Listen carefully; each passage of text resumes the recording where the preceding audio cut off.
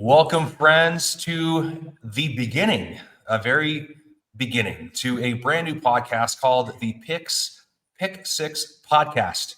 I'm here with my friend Drake at Drake's PC, and we are going to talk about the hobby. I'm sure you have never heard of a podcast talking about the hobby before. I think we're probably the millionth podcast out there that was started. I don't know how many are still going, not many, but Drake and I decided to join forces, and both of us have a lot of questions. Usually, we're asking on other podcasts. So we're kind of two people that have come to this conclusion that maybe we should be talking about these questions and debating them ourselves on our own show, because we're always asking other people on these questions. So, Pick Six Podcast is a name that Drake came up with. So, Drake, I'm excited to do this with you. How you doing, man?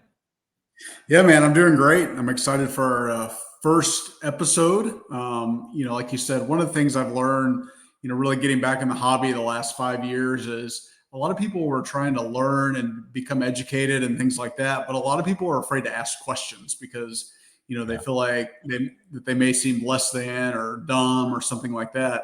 So what I did is I started just kind of writing down questions that people would ask of me. And I'm thinking, hey, if somebody else has this question, or if I have a question, then it's likely that other people have same, questions too about stuff. So, and then I found a forum, through the crossover, and I've been on with Brett Stacking Slabs. I've been with you before, like multiple podcasts and channels and things like that. And I've tried to, share the knowledge that I've learned as I've become more educated in the hobby, throughout the last 5 years. And I've, tried to learn through others as well. And so that's why I like to ask questions of different people, because I think, each person brings a unique perspective, and not saying that anybody's right or somebody's better than the other or something like that. But I think the more unique perspectives and opinions you get about certain things, the more educated and knowledgeable that you'll be. No, absolutely. Totally agree. I think that, the discourse on hobby topics is important. It helps everybody. And it's fun to talk about this stuff, right? At the end of the day, it's fun to talk about cards. You are a Drew Brees and Peyton Manning collector. I'm a Ken Griffey Jr. collector, and then a little bit of Kobe and David Robinson. But for the most part, we have our PC players that we like to, and we enjoy collecting. And we look for the card, and we have the cards that we enjoy collecting of those players. We like talking about all the different sets from that era. So there's a little bit of overlap between you and I when it comes to the kind of cards we enjoy. But honestly, I think the format, the way we decided we wanted to do this, is we'd have 6 topics that we discuss. And we're going to need your help with those 6 topics. Drake and I will try to come up with the best that we can, but maybe there's some in there that you can come up with, things you'd like to see us discuss. So put those topics in the comments below, and we'll try to add them to the 6 for the Pick 6 that we're going to use to talk weekly. This is going to replace the Collectors Series show that I was running for a while. And whenever I did my solo stuff, which honestly, I don't have a whole lot of fun doing solo stuff. I have way more fun talking to my hobby friends and having someone else to engage with. So I'm grateful that Drake was open to doing this. So we're going to have 6 topics, any topic you'd like within the hobby, but we have 3. Drake actually came up with 3. Drake's got terrific questions, great questions, thought-provoking, and we get to have them here. So we're going to start off with that first question, Drake, if that's okay with you. And this is obviously top of mind for every collector right now. Recently, PSA acquired SGC. Initially, what were your thoughts when you learned that PSA acquired SGC, Drake? Yeah, I mean, I would say, like most people, the first word that comes to mind is monopoly, right? And you feel like that competition is always a good thing within the hobby, or really for any business or industry, right? So you're in banking, if there was only one bank, right, it's probably not the best thing, And so that was really the first thing that came to mind. And then the more that you dug into it a little bit, you kind of have to take a step back and realize that it's not really a PSA acquiring SGC. It's more collectors who has a brand PSA that's acquiring SGC. And so I think that they're just looking to, build their grading arm of their business, right? Same thing when you look in parallel with a company like Fanatics. Fanatics has recently acquired a site like a PWCC to run the auction business. They're looking to acquire other, businesses that helps them become a more well-rounded company in the collectibles industry. And so that's kind of like just kind of my initial thoughts. That's the first thing you say, and then you say, okay, well, they obviously acquired them because they saw a business opportunity or an opportunity to make some more money or improve something with SGC or find a way to maximize profits. I mean, that's the reason that any business would acquire another business, is because they see really an opportunity to make money or synergies or things like that. So that's kind of my initial thoughts. Yeah, I think, in my opinion, I think this was a very strategic move, and I don't have any problem with it, honestly. Of course, I'm a PSA fanboy. I enjoy PSA slabs. I feel like the PSA 10 holds the premium, and I don't mind that. I have cards in my collection that reflect that, so obviously I'm biased. But I do think that it was a strategic move for PSA to consolidate, I think, grading talent, in my opinion. I don't believe having SGC as a standalone brand will be a long-term thing. I think that eventually SGC will cease to exist as a brand. That's my opinion. I could be wrong, but I believe it will not be a grading company. I think that the talent that's there for vintage will be absorbed, which will only strengthen PSA's vintage offerings, because SGC for right now, let's be honest, they're the leader there. I think they have that reputation. And when you bring that talent, it's talent acquisition really allows any business to thrive. And then when even within industry, within like industry, a lot of times you're acquiring the talent, sometimes the brand, and this is not the brand. This is the talent for a segment for that brand. And that is the vintage market and vintage grading. I believe that's strategically why they bought them. You can see they bought them underneath the threshold for antitrust lawsuits. So they're smart by getting it just below that number where they wouldn't, spark any attention there. But I don't believe it's to have another arm of grading. That makes zero sense. I know people say, well, yeah, there's different, you can see there's conglomerates in automobile industry and in the restaurant business industry and within the grocery industry. That's different though. I mean, those are commodities. This is grading in the most important piece. The most important aspect of grading is the talent of the graders and the trust for the talent of the graders and the consistency. I believe the better if you can shore up your talent level and your consistency as a grader, that is your greatest asset. That is what's going to speak for you. That's going to strengthen your brand. That's going to strengthen the trust in your brand, is the better grader. So if they're able to bring on a lot of folks from SGC that are great graders and, woo and coax them to stick around, I think that's going to be the task for PSA. And I think that was the motivation. I could be totally wrong, but that's my assumption, because I don't see why would you go buy SGC if you just know that PSA owns them. I think the people that just don't like PSA, they're going to know that, and they're not going to want to support SGC. It doesn't really make any sense. I believe that PSA is going to still reign supreme, and now they've just strengthened the greatest asset they have, which is their human capital, their graders, their talent. So that's my thought. Yeah. So just kind of, I guess, some follow-up questions to your points, which I think are good. If in a few things to hit on. So if PSA eventually absorbs them and SGC no longer exists, what does that mean for existing SGC slabs? Right? Is that a good or a bad thing? If there's someday no cards can or any longer being put into SGC slabs, like we've seen that recently, as with like the HGA slabs, for example, right? That company is essentially dead, if it's not completely dead. And so you've kind of seen that. My other thing is you kind of saw a controversial topic, which was since been deleted, by Darren Rovell, I believe. And he mentioned at one point that, potentially if you had an SGC 9, let's say, then eventually you'd be able to send that to PSA and they'd put it in a PSA 9 holder. And I guess that what's interesting to me about that, and I think that caused a lot of people to get real anxious because, and I'm not sure if you've ever tried crossing SGC to PSA, but I don't know anybody that's crossed an SGC 9 and gotten a PSA 9. And in some cases, if you have an SGC 10, you cross it to PSA and it's a PSA 9. And so I'm curious what that looks like. And then if the talent's there from like a grading pool perspective, I'm just wondering what does that tell us about graders? Does it mean that PSA has stricter standards than SGC? Does it mean PSA currently has stronger graders than SGC does?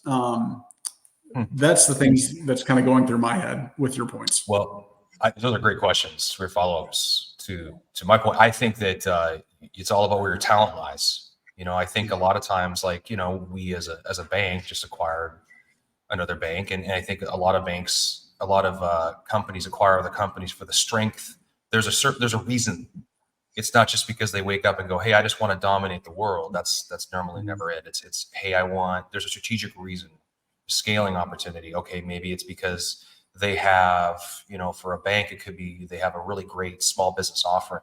I'm not saying that's why we've done anything, but I'm just using it as an example. So we can shore up our small business offering by acquiring all these great talented small business bankers from this other bank. When we acquire this bank, now we can learn what they have to offer, incorporate it into what we do, and become more competitive in the market with more talented people that understand how to position that product in the market. For bringing it back to grading in SGC and PSA, I think PSA noticed that in the vintage world, they lagged. I mean, I don't know by how much. I don't have any data. This is just, I think common thought, common opinion that, you see a lot of SGC slabs with vintage cards. And if you're PSA, I think the future is bright for vintage cards, not so much the modern and ultra modern, not the 80s, not even really I'm talking vintage, right? I think there's going to be massive need and desire for vintage cards, and the demand's going to be there. So I think if PSA's smart, they're buying the talent for the vintage grader, the experienced vintage graders that work at SGC. That's where they hang their hat. So they probably have the best graders there. They're probably dumping more resources into paying those graders more to keep them there, so they can protect that brand up to this point. Now that they're being bought, now they're PSA can try to keep them on board and retain them. And now they retain that expertise, which then gives them an opportunity to, and maybe some of those slabs and the vintage slabs will cross straight across because they feel more confident in the grading for that particular segment. Now, with all the ultra modern, probably not. It might be just up to a certain year. Again, I'm just speculating. I have no clue, but it would make sense for the vintage cards that SGC graded would cross straight across to PSA, because maybe SGC and PSA, if PSA is stricter overall, you'd assume that they would fit into their standards for vintage because of the trust that SGC carries for vintage, because they still sell so well, comparatively, right? Again, I'm not looking at data to back this whole point up, and it could be wrong. And I guess point it out in the comments if you'd like. But that's my general perspective. Yep. Yeah. And then I think the other question that's probably on people's minds is, what does this mean for Beckett, right? There's a lot of huge cards in Beckett slabs that people, the name Beckett carries huge weight in the hobby, and Beckett grading at one time was bigger than PSA. And gosh, it just feels like there's been a lot of silence from them. I think they changed hands last year. They maybe changed hands a few times in the last few years, but other than that quick, news headline that it's changed hands, there's really been nothing that's changed about it. And when you see the statistics, as far as who's grading with whom, they keep falling down the list. And as someone who has a lot of Beckett cards and who likes the slabs, I think the subgrades are cool. I certainly like PSA slabs the best, and and the sleek feel of them, and from a resale standpoint is really strong. But it still just gives you pause. It's like, what the heck's going on with Beckett, right? I think it's interesting. If you stay quiet for too long, people just forget you exist. I think the thing that Beckett does have going for them, and I'll borrow from Josh, our buddy Josh, on the crossover Cardboard Chronicles is that, Beckett still has a lot of very big cards in their slabs. And I mean, I have a handful of them that, they're good cards, and I would never take them out of the slab because just the card's important. And this will definitely segue into our next topic. But the slab's important, or the card's important. The slabs, it's nice to have, but it's not, I'm not going to mess with it, so to speak, right? But Beckett has a lot of those cards in their slabs, and so maybe they're leaning into that. I don't know. To me, that seems like a missed opportunity. There's an opportunity for them to go, hey, wait a second. Okay, SGC is more or less going to go away as competition. How do we grab more market share now? Because Beckett does have, if they are the only, I believe they're the only player that could compete with PSA if they really took it seriously. I don't think Fanatics is going to be wanting to get into the grading game. I think they want to stay marketplace and distribution and manufacturing. You don't want to have all of it because that creates a lot of problems with trust and that. I think they're going to steer clear. So I think Beckett's going to, I don't know. They're not taking advantage of the opportunity, in my opinion. Right. So would I buy a new Beckett? Would I grade with Beckett right now? No. Would I buy an important card because it's in a Beckett? Yeah, I'm fine with that. It doesn't matter to me when it comes to that. So provenance of the card is more important than the holder. So that's not going to bother me. But moving forward, I don't see a lot of cards in Beckett care. They're not going to compete with the PSA value. So I don't think the marketplace is going to want them. Yep, agreed. All right, Dennis. So we've kicked the extra point. Time to go for the safety or the short jumper. Basketball, whatever. We're not strictly football. So. Let's do it. Great analogy. That's good. Late 90s rare scarce cards selling for big money. How many? So many of these have been selling for higher than COVID era sales. So is this just why is the money flooding to these cards? Is it sustainable? Is it real, or is it a pump in dump? What do you think, Drake? Gosh, it's a tough question, right? And you kind of led off this episode today talking about that I'm a big fan of Peyton, right? And you mentioned you collect several 90s players, so certainly feel free to comment on those. But it's interesting, right? Because I see these auctions of guys like Peyton, for example, and I'll use a specific example. His 1998 Contenders Gold, which is out of 25, a PSA 7 sold for this past Sunday in a PWCC weekly auction for over $10,000, $10,200. The last sale of it was basically cut in half. It was $5,100 back in 2021. And so it kind of gets your gears flowing a little bit, and you're like, wait, in 2021, everything was, it was the COVID boom and everything was going nuts and all this kind of stuff. And it's like, wait, and you had a card that just doubled from that price in auction, and the guy's been retired for 8 years now. Like what's causing that to double all of a sudden on a card that's been around for 98 to 2024 for 26 years, right? And you start looking at it and you say, okay, it's out of 25, so it's numbered. There's some manufactured rarity in that, but it's a PSA 7. It's a Pop 2. There's one higher. So I mean, there's somewhat supply out there, but when you see the scarcity aspect of it, the last public sale of this card in any grade that wasn't signed. So I think 3 or 4 of the copies have an aftermarket signature. It wasn't signed out of the pack. But when you look at that, you're saying, okay, there's, the last sale of this one was actually this PSA 7 copy. And so it kind of speaks to the scarcity aspect of it. But it also makes me question when you go and look back further, you're like, okay, in 2017, this card was a sub $1,000 card. And so it just gives me pause a little bit, because you do see all these people coming out of the woodwork that are considered, hobby experts and hobby legends and this sort of thing. And I'm not saying that in a negative light. I'm just saying these are people that the hobby looks to because they're big 90s collectors and things like that. And it makes me wonder, on a card that's been around for a long time, on a player who's retired, what's causing that to double all of a sudden? Is it more collectors, and so it's that player's more in demand? Is it some kind of a bubble that we're in that's a different kind of bubble than what we saw with the 2021 timeframe? Or is it just the natural trajectory of a card like that? And, in 3 to 5 years from now, maybe that same copy that was 5,000 and then sold for 10,000, maybe, in 3 to 5 years, it comes to auction again and it sells for 15 to 20,000, right? Is that just the trajectory that the card is on? And so those are things that go through my mind as someone who's looking to pick up, cards of a player that I collect. I'm like, wait, is now the time to be buying this? Is it time to be selling some things, or do you just hang on? Very good question, Drake. I think you kind of answered your own question in a way. The way you're talking about these cards, now should I get one? I mean, I don't want to lose out. I don't want to get outpriced on it. I think the FOMO stuff happened back in 20 and 21 and 22, but with all the wrong cards. Mm-hmm. I think now is the time when collectors start seeking the rare, scarce cards. So when you do an inventory on the cards that you own, when you go, okay, you and I remember we talked about this in one of our episodes way back.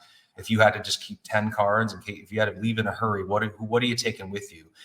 Those are the cards that matter the most to you. Some of them might not be as scarce. They may have a different nostalgic, tie to you. And there's a reason why you love them. And it doesn't have anything to do with money or pop reports or, grade or any of that kind of stuff, scarcity.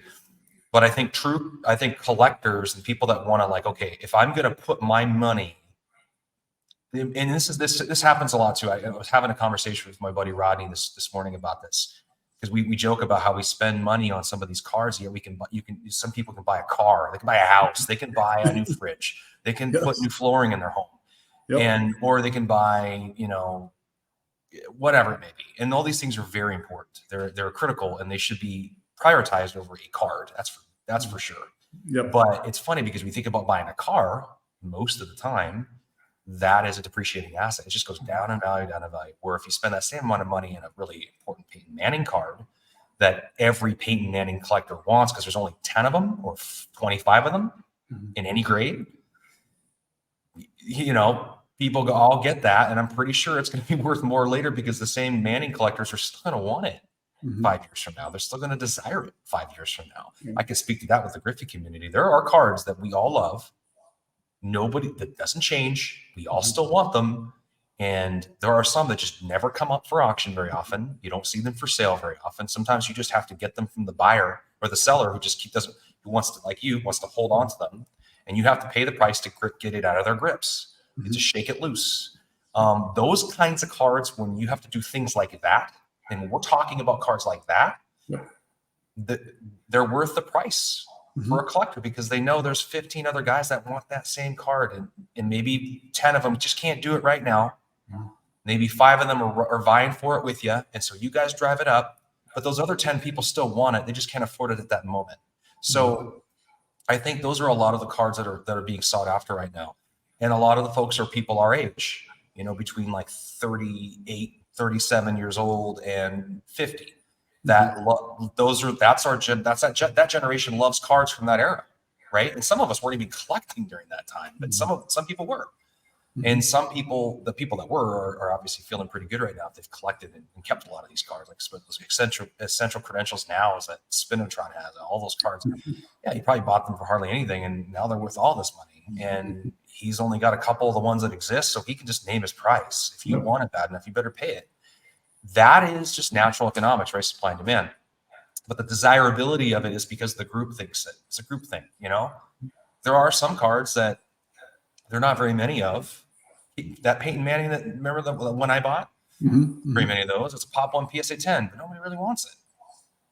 I mean, no Peyton.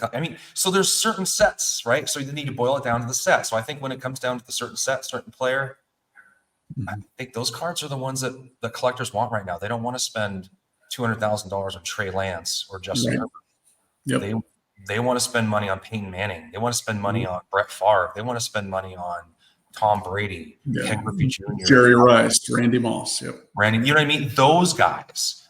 And I Randy Moss, those guys too. Jerry Rice.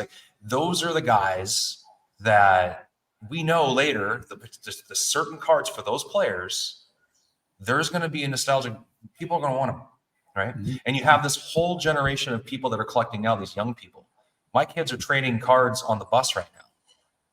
they're 9, 10 years old, and they're trading cards on the school bus. Like that's what we used to do when we were kids.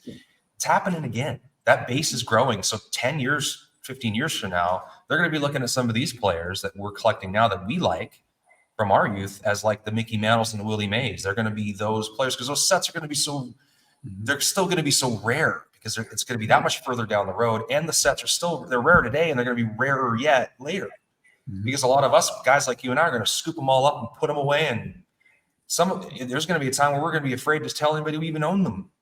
You know what I mean? We're like, I don't want anybody to even know. No, yeah. Exactly. Yeah. Well, and then the last thing that I'll bring up as it relates to this topic is just something that's on my mind is, I remember when that Peyton card sold for $5,000 back in 2021. And I, in hindsight, I wish I would have gotten it, but I was in a phase of my collecting where $5,000 for a card seemed crazy. Right. Yeah. And so it makes me think now it's like, okay, if I didn't buy it for $5,000, what would make me consider it now getting close to $10,000, right? Is it just my confidence in the hobby is that much greater? Certainly I'm not that much more flush with cash now. I didn't win the lottery. I don't have a money tree or something like that. So it's interesting how, the longer that you're in the hobby or whether, if it's sports cards or something else, typically your confidence grows to where, you're nervous to spend $100 and then that $500 mark and then the $1,000 mark, and then so on and so forth. It's just interesting that changes, but it is something that gives me a little bit of pause. Sometimes it's like, if people weren't willing to spend this, 2 years, 1 year ago, 2 years ago, 3 years ago, what's causing them to be so excited that they want to spend double today? Right. It is interesting. I think that's important. It's a very important topic we're bringing up here too. Now, people that want to do all that, that's great. Do it. If you have the wherewithal to do it, great. Hopefully you're being responsible in doing it. That's not all of us. It's not me. It's not all of us. I try to have like maybe 2 or 3 big cards and I'm happy with that. I'm not going to have 30 of them, 40 of them. That's not going to happen. I have 4 young children and I gotta, I have to take care of my family. It's not going to happen, but I'll be grateful for what I got, and I took a lot of cards and I colored up into just a handful of really good ones. And I'm grateful to have them. I think there's all different types of way to collect. And I think that people need to find their lane and what they enjoy doing and feel comfortable doing and can afford doing. By no means do we want this to be hey, you should be able to, you got to buy 90s. You got to buy these really expensive cars. You can just sell your car and mortgage your house. Not at all. That's silly. The point I was making earlier was like, a car would be a depreciating asset, obviously, but you can use it to get to work. Kids can use it to get to school. There's a value to that that's beyond just what the car is worth. So there's so many things to add to that. But yeah, you're right. There has been a lot of money spent in that space. Michael Jordan cards are going up. Who's buying? But it's not the Michael Jordan cards going up aren't 1990 Fleer like it was, right? They're not those cards. They're the cards that the collectors want, right? So they're scarce, yep. The scarce ones. So can you get that in second, third, fourth tier? Cajun Cardboard has this really cool tier video. Go down to that third tier and get a really cool card down there. That's that. Get a lower grade card down there that's not too expensive, but it's something that's like a little more scarce if that's what you're trying to do. You don't have to go buy the big, huge card and just to tell everybody on Instagram you have it. We love sharing our cards on Instagram. It's a dopamine rush, right? Love it, but not at the sake of struggling a little bit, right? So, yeah, very good points. I don't think it's a pump and dump at all, because I think if you're spending that kind of money on something like that, and there's a handful of people going for it, I don't think, maybe 10 years down the road they want to sell it, but that's a long time. We all change our minds like every other week. I'm going to keep this forever. Like 3 weeks later, I really want this card now.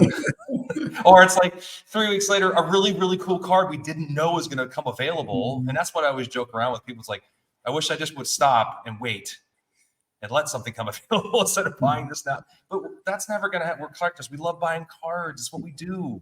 It's part of our DNA. We love it. That makes it fun. If you just sat around like, I'm not going to buy a card. I'm going to buy 1 card this year. If you can do that, awesome. Good for you. That's really cool. I can't. Yep.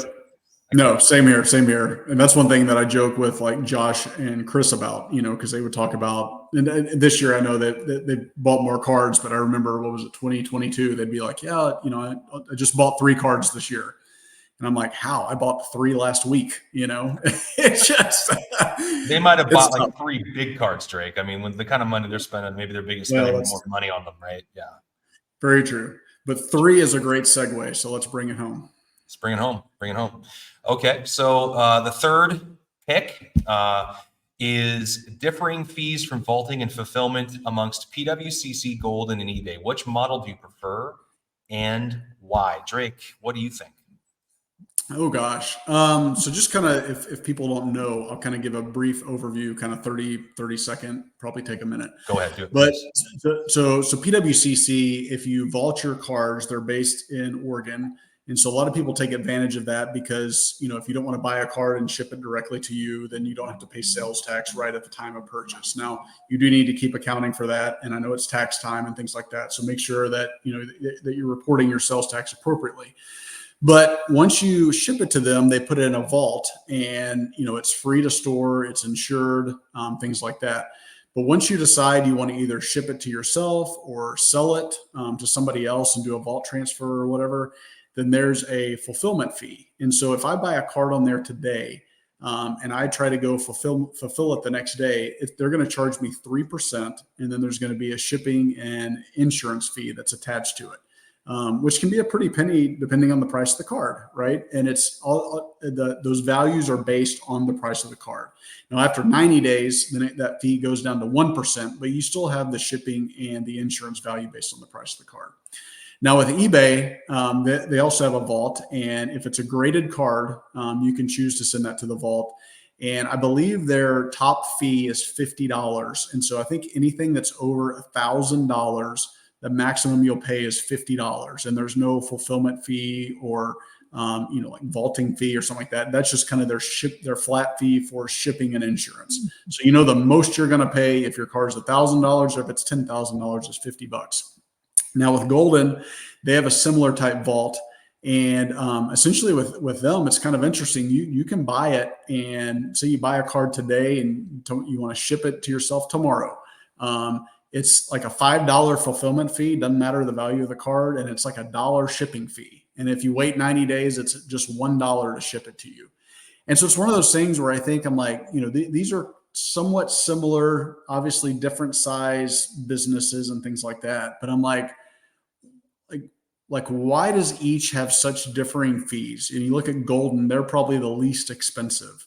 And then you look at eBay, right? You know, they're a huge company. You know, they probably don't want to deal with the vaulting aspect as much. And so there's just that flat fee.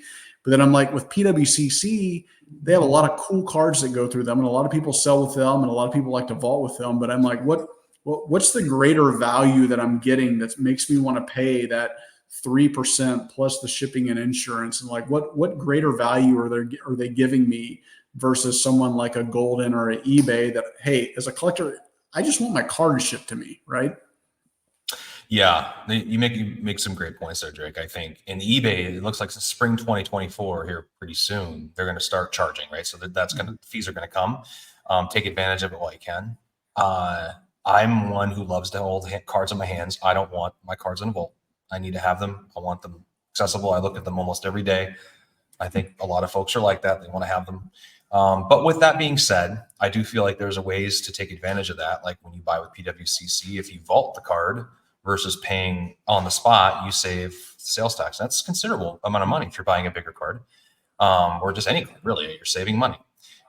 Then you have to send it to yourself, and there's that fee. So then you're kind of like, well, so just deduct it, and did you save money? You always save money by vaulting it first and then sending it even 2 or 3 days later.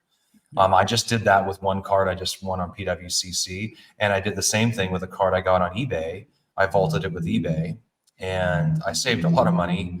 So I bought a bigger card there, and I was able to save on the sales tax. And it looks like they're just going to be able to send it to me it doesn't seem like it's going to cost me anything. Maybe it's a $50 fee. Even if it's a $50 fee, I save so much money. It was like, yeah, okay.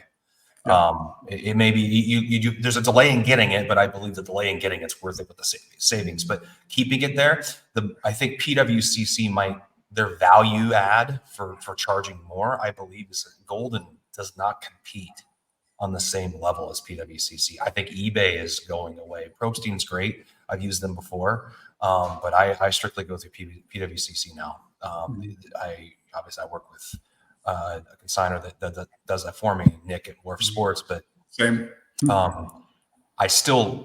I think PWCC gets more. There's lots of watch parties. There's MC Sports. There's a lot of different consigners, but PWCC sort of carries that. And with Fanatics owning them, I feel like there's going to be a bigger, more robust marketplace.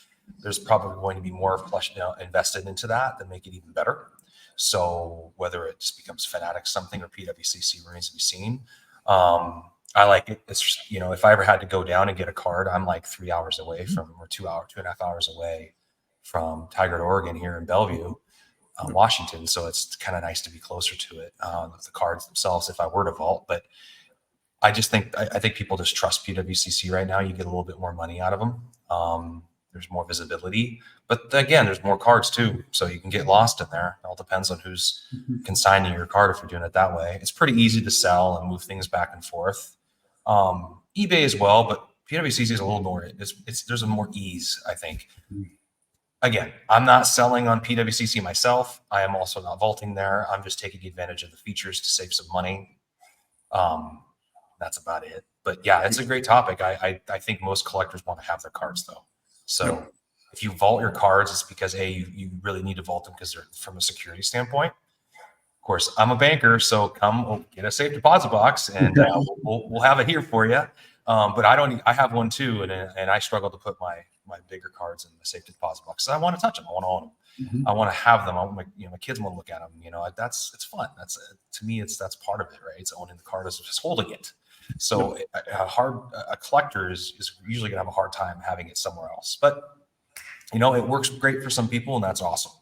Yep. Agreed. Well, and the one thing that I think that's really fun with vaulting, right, is you can vault some cards, and say you're on a dry spell and there's not a card you want, pick up or whatever. You just go there and you say ship from the vault, and then you get that same excitement again waiting on the mail day, right? And then the card shows up and you get to pop open the package, and it's that same dopamine rush that that you got when you won the auction. And so because sometimes that whole process can happen real quick. Like, right, you win an auction, then you get the card like 3 days later, and it's like boom, And so if you have that time period, right, you get to have that same experience twice. You get to have it twice, that same experience twice. Speaking of the same experience twice, if you want to have the same experience twice with Drake and I on the Pick Six podcast, leave a comment below. Tell us what you'd like us to talk about next week.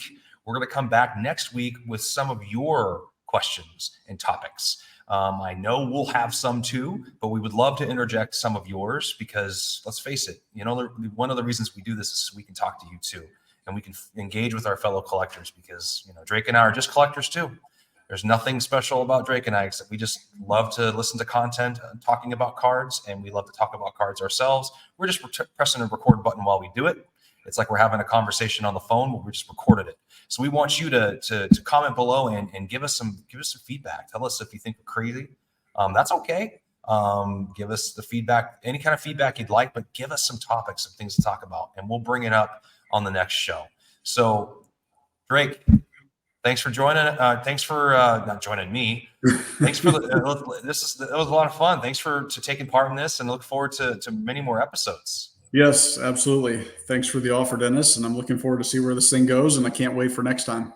Yeah, absolutely. You can follow Drake at Drakes_PC on Instagram. You can find me DPZ at PC with DPZ. We have our cards posted. You can go check out what we've got and ultimately just dialogue with us. We love talking about cards no matter what. So those of you that do that already, thank you so much. We have so much fun because we're collectors like you. Anyway, so click and subscribe to Dustin's channel, the Sports Card Dad Network. It's an awesome channel. Dustin's a wonderful guy, and keep engaging with his content and with ours. And we'll see you guys next week. Take care, everybody.